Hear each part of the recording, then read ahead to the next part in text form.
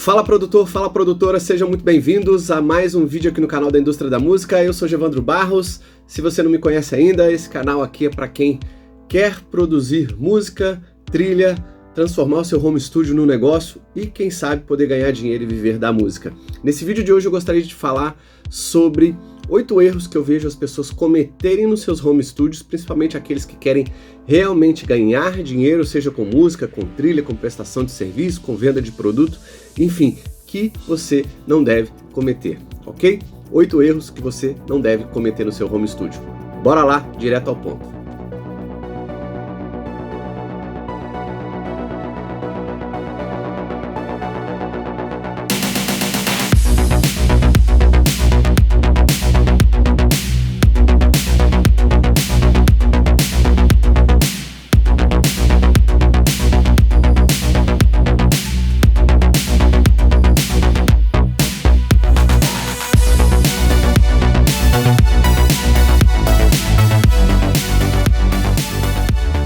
Então vamos lá, pessoal, quando a gente abre um home studio no sentido de produzir música, produzir trilha, prestar um serviço, vender possivelmente um produto online, alguma coisa nesse sentido, a gente comete erros ao longo da vida. Isso é para tudo, né?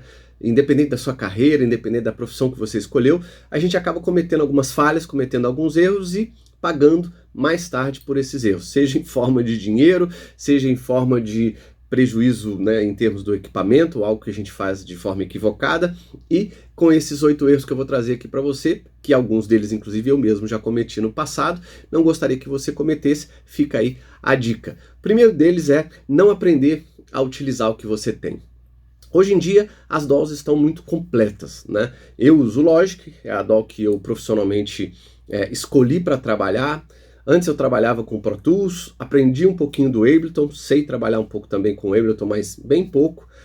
Não é a DAW que eu venho me aperfeiçoando e inclusive tinha até comprado, né? É uma das falhas que eu vou falar aqui, tinha até comprado uma versão mais completa e tal, que não foi utilizada, ou seja, paguei por uma DAW que tudo meu é original, não compro nada e não instalo nada nas minhas máquinas de forma pirata, não tenho nada contra quem faz isso, mas é apenas uma questão de apoiar tanto as empresas, quanto também não ter problema com bug, com falhas, com o poder utilizar das garantias e uma série de outras coisas, mas uma falha que eu vejo todo mundo cometendo é não conseguir explorar o que tem, né? Tem gente que vai lá e ela instala o Pro Tools, ou instala o Reason, o Reaper, ou o próprio Logic.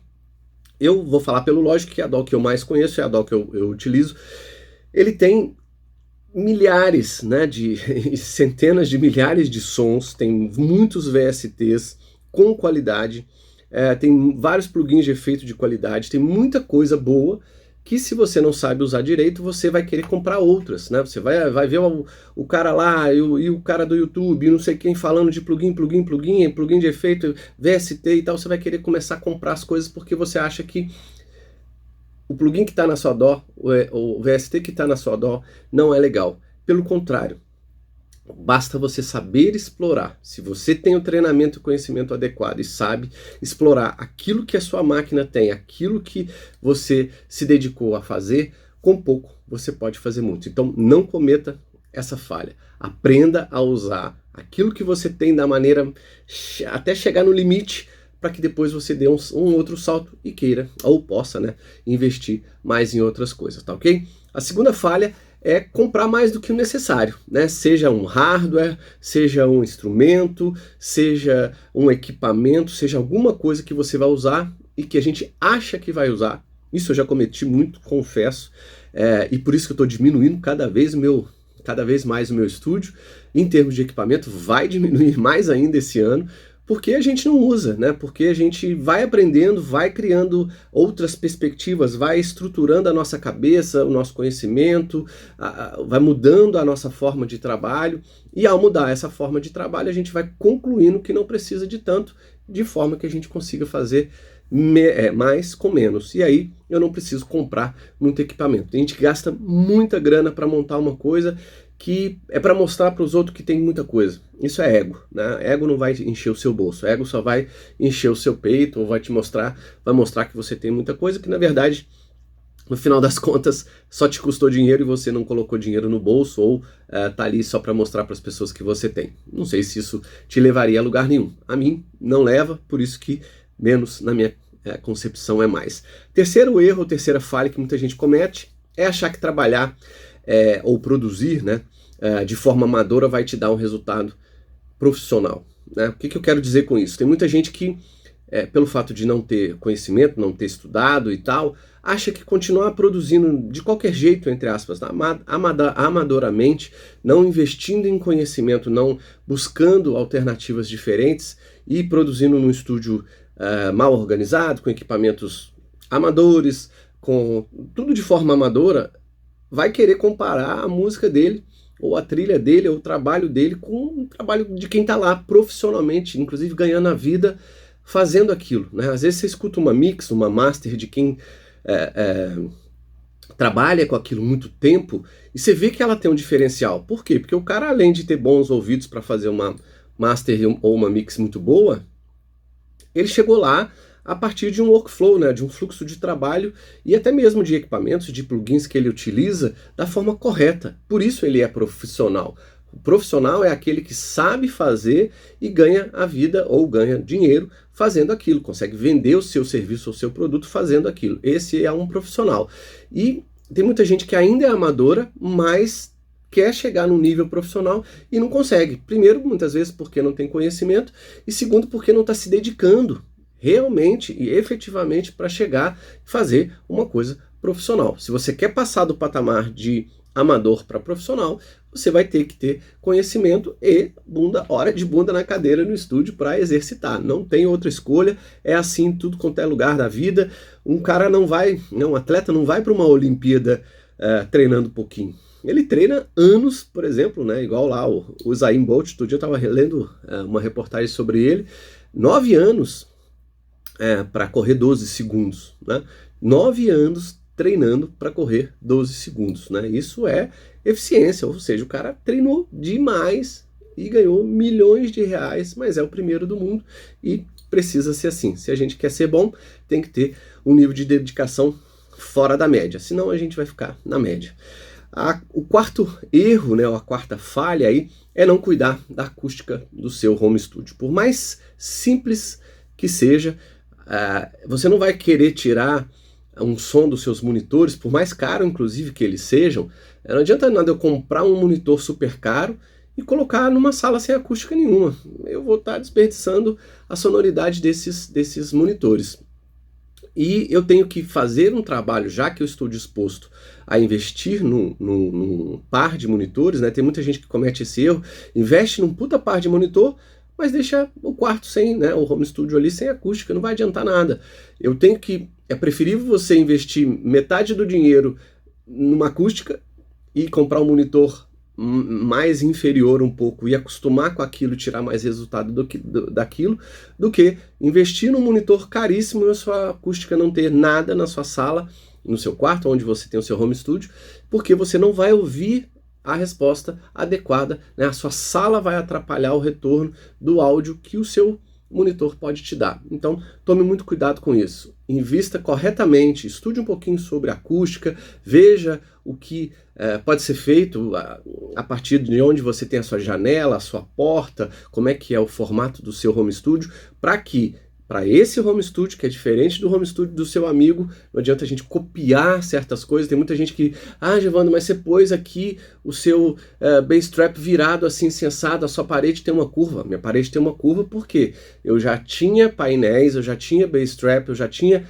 alguns elementos de acústica que eu fiz a forma do meu estúdio, o desenho dele, 3D, e depois eu estudei isso de forma, inclusive, a poder medir depois eu sou engenheiro mecânico, a gente consegue fazer algumas análises aí da forma acústica que eu consegui medir depois microfonando aqui essas curvas, né, esses ângulos que a gente fez para tirar do que eu já tinha. Não queria gastar dinheiro comprando mais painéis, comprando mais... eu preferi trabalhar no gesso, que foi muito mais barato para mim, principalmente aqui na parte da frente do estúdio. Eu preferi trabalhar no gesso, nas curvas e nessas partes aqui, ó. Eu fiz essas inclinações aqui, desses dois lados da parte de trás do estúdio, justamente pensando nisso, para que eu pudesse fazer cortes no estúdio de forma que eu pudesse reaproveitar aquilo que eu tinha. Senão eu ia ter que comprar bass straps muito mais largos, mais pesados, que inclusive, né, obviamente pesam aí para paredes que tem esse tipo de material de gesso no final, e aí poderia ter problema, porque são bass straps mais pesados. Eu talvez teria que ter bass straps que eu tivesse que colocar no chão, só que para a acústica que eu queria, para a elevação que eu queria dar, eu fiz uma sanca com uma altura um pouco maior do que era no estúdio antigo, ou seja, tive que estudar aí algumas coisas para melhorar a acústica, porque eu já tinha para economizar dinheiro e ter um resultado de acústica melhor, que é o que, graças a Deus, eu consegui atingir nesse outro estúdio que a gente montou aqui. Então não cometa essa falha, invista corretamente em conhecimento e não naquilo que for básico para a acústica do seu estúdio, se você quiser tirar um som na sua mix, principalmente na sua master mais profissional. Número 5, né, o quinto erro aí, não entender das 8 etapas de um processo de produção musical. Por que eu falo disso? Eu já fiz um vídeo no canal falando sobre as 8 etapas do processo de produção musical. Digita aí, as 8 etapas de um processo de produção musical, vai aparecer um vídeo meu para você, olha lá, elas são muito importantes porque são 8 etapas, nem todo mundo passa por essas 8 etapas, às vezes a gente pula alguma etapa ou outra à medida que você escolhe o seu estilo, né? Tem muita gente, por exemplo, que produz música eletrônica e vai compondo, produzindo ao mesmo tempo. Isso é bom e é ruim. Eu prefiro, né, quando eu vou compor uma trilha, quando eu vou compor uma música, cumprir as etapas e na minha cabeça, inclusive fazer as minhas pausas propositalmente. Terminei a composição, né, e eu sei o que é uma composição para mim, terminei a composição, meu arranjo está pronto, eu tenho a música já estabelecida, com todos os pacotes, né, da parte do arranjo feito, sem pensar em instrumentos, sem pensar no tipo de VST que foi aqui ou ali, sem pensar no plugin de efeito que vai aqui ou ali, ou seja, a música está pronta, a ideia da composição em termos de tonalidade, principalmente arranjo, né, as melodias estão prontas, se na maioria das vezes são músicas instrumentais que eu faço, está tudo pronto. Tá, agora eu vou passar para a produção. E aí eu vou produzir aquela composição.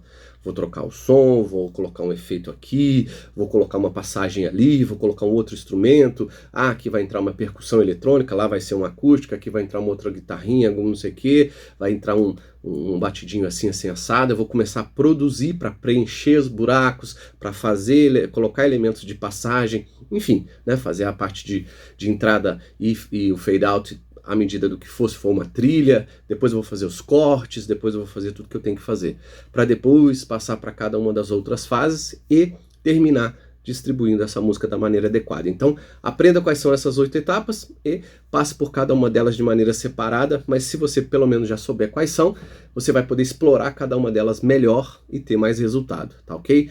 Número 6, não entender do processo de gravação, principalmente se você for trabalhar com microfonação.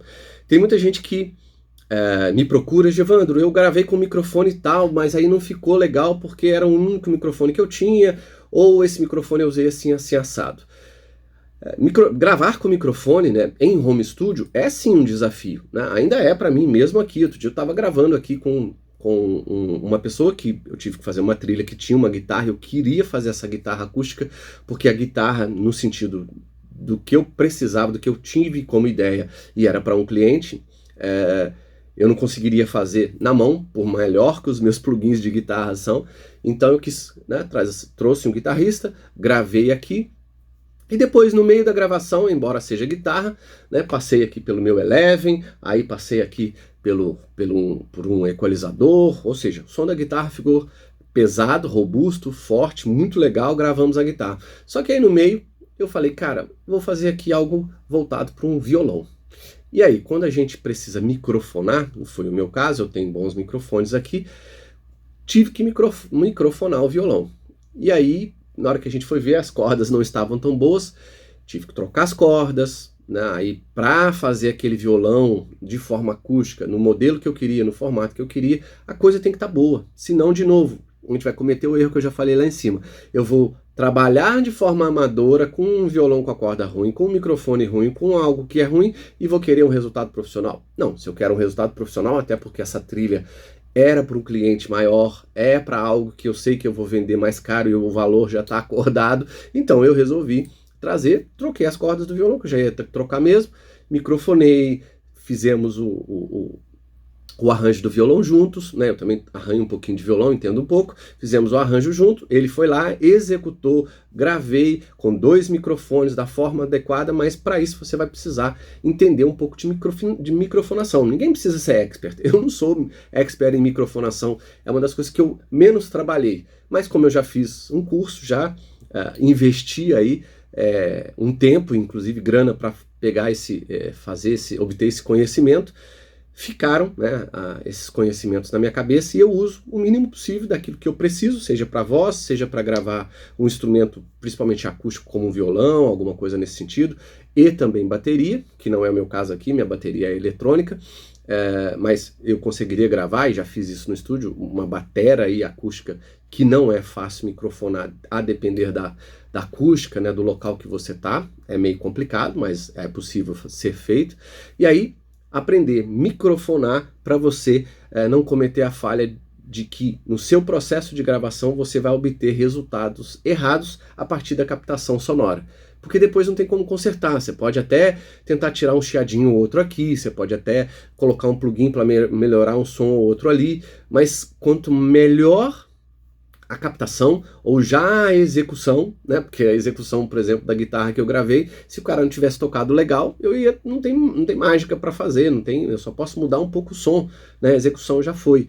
Então, se é um instrumentista, se é alguma coisa, a execução tem que estar boa e o seu processo de gravação, principalmente se for microfonação, tem que ser muito bom, para que depois você corrija menos e você não fique embaçando o som, e aí, de novo, vai soar amador, você não vai fazer profissional porque o seu processo já não partiu profissional desde o início. Então, não cometa essa falha aí. Número 7 é não investir em conhecimento. Eu também já fiz isso, né? A gente acaba... o YouTube, por exemplo, né, é uma plataforma muito grande e densa em relação a conteúdos diferentes de diversos assuntos que a gente queira procurar, né? E música, por exemplo, é um deles. Meu canal, por exemplo, talvez para você seja um deles, e esse volume gigantesco de conhecimento que a gente tem por aí, acaba ficando, se você se baseia apenas pelo YouTube, muito disperso, né? Você vai querer ver aí 10, 20 canais e cada um você vai pescar alguma coisa. Tome muito cuidado com isso. No início eu fazia muito isso.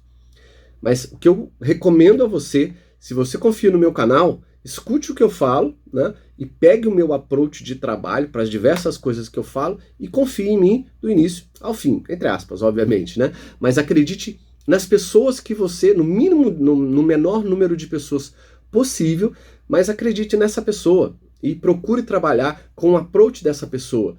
Comprar um curso dessa pessoa, comprar uma mentoria dessa pessoa, fazer um workshop com essa pessoa.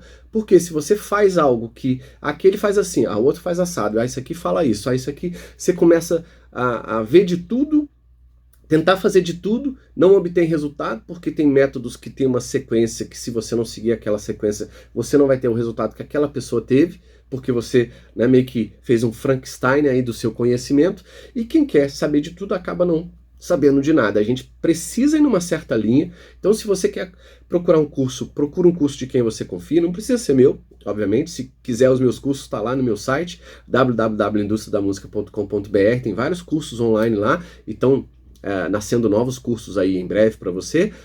Mas procure uma pessoa que você confie e acredite na metodologia de trabalho. Esse cara já pensou em algo, esse cara já errou, já acertou, já pensou numa sequência de como que ele vai te ensinar. Se ele tiver uma didática e você acreditar que ele consegue te passar aquele conteúdo, acredite nele, no approach dele e vá do início ao fim. Mas faça o curso do início ao fim. Eu tenho vários alunos, já passamos dos mais de 1.200 alunos, graças a Deus, desde 2016.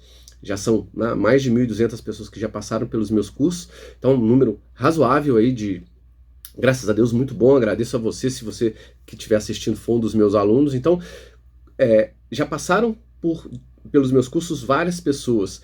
E essas pessoas, né, eu falo isso inclusive em alguns dos meus cursos, a gente Pensa na didática, na sequência, no método, no passo a passo, para entregar para você o melhor resultado. Mas você precisa ir até o final. Eu tenho vários alunos que não chegaram no final, e é normal, não é porque meu curso é ruim ou bom, é que a pessoa compra o curso e eu não sei porquê, não vai até o final, não faz o passo a passo, não faz os exercícios e acredita que o conhecimento vai passar da minha cabeça para dele de forma automática. Não vai, é hora de bunda na cadeira, é fazendo a coisa acontecer que você vai exercitar para ter o resultado que você deseja, tá ok? E o último, 8º erro que eu não quero que você cometa é não enxergar o seu home studio como uma empresa.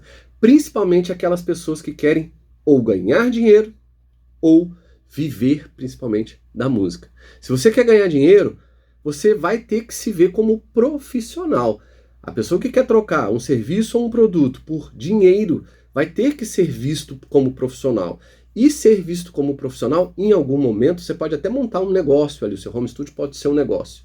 Mas você precisa transformar esse negócio numa empresa. Vou fazer um vídeo em breve, inclusive falando sobre a diferença de negócio, home studio negócio, versus home studio empresa. Aguarde que vai sair esse vídeo aí. E para que você transforme um negócio em empresa, você precisa fazer algo, né? Empreendedor é aquele que tem uma ideia e transforma ela num negócio, ou seja, ganhar dinheiro com aquela ideia, seja vender um produto ou um serviço, ou produzir um produto também, né? Mas vender algo que transforme aquele algo em dinheiro. Agora, transformar aquele negócio em empresa tem um outro passo. Né? E uma empresa não quer dizer que ela tem CNPJ, que ela... Não, isso, ok, caracteriza que você tem uma empresa aberta, mas você continua sendo um negócio apenas. Empresa, você precisa dar outros passos. Então, para que você dê esses outros passos e para que você consiga ser enxergado dessa forma, ser visto no mercado dessa forma, né, inclusive para as pessoas te contratarem como também empresa, embora seja você que está ali por trás produzindo, mas eu estou contratando uma pessoa da indústria da música, por exemplo, esse nome aqui para mim é importante.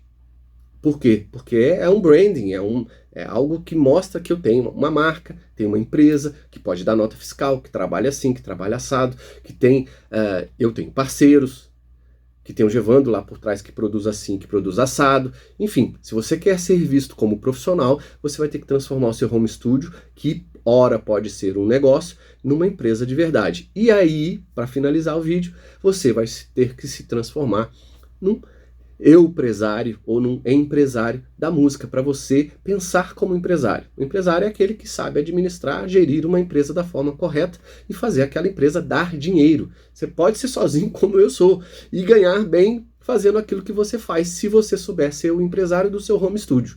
E ser um empresário é entender de processos, né? Processo financeiro, saber fazer minimamente um processo, cuidar das finanças do seu home studio, separando as finanças pessoais das finanças da empresa, por exemplo, saber cuidar do seu marketing, saber fazer networking, cuidar das pessoas, dos prestadores de serviço, de fornecedores, de conectores, de uma série de temas, né? Inclusive colaboradores, se a sua empresa crescer, parceiros, saber mexer com a parte de estratégia e planejamento do seu home studio e todo ano fazer essas revisões para que você coordene a direção que você quer ir.